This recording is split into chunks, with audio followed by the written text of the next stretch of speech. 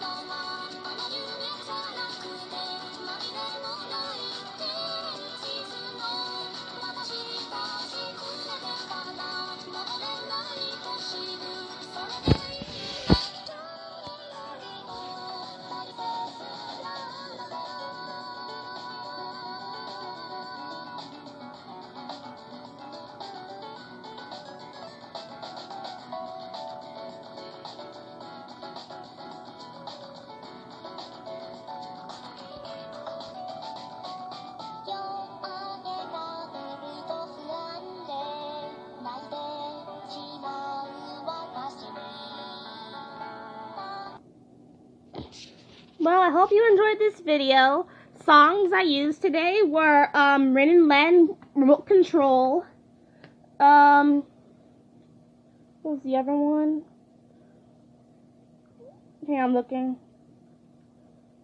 So the first song I used was Rin and Len, the song Remote Control. The second song I used was Sansakuba. I don't remember. Sansakuba. I can't remember. I can't pronounce the name. By Hatsune Miku.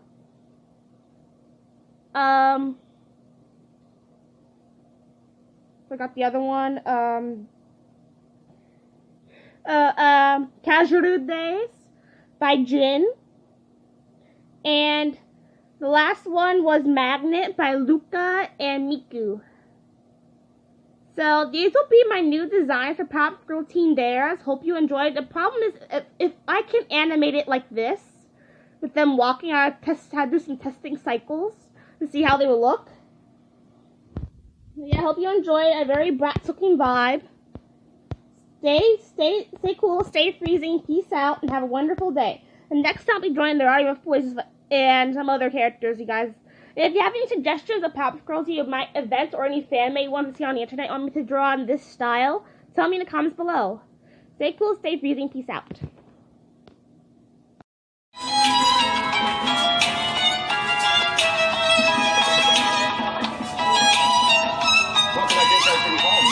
Acting Attorney General Barbara Underwood has asked her plans for the office after the stunning resignation of Eric Schneiderman at the start of this week. Here now to give some insight into the growing influence of the office is Mr. Here's who works for Attorney General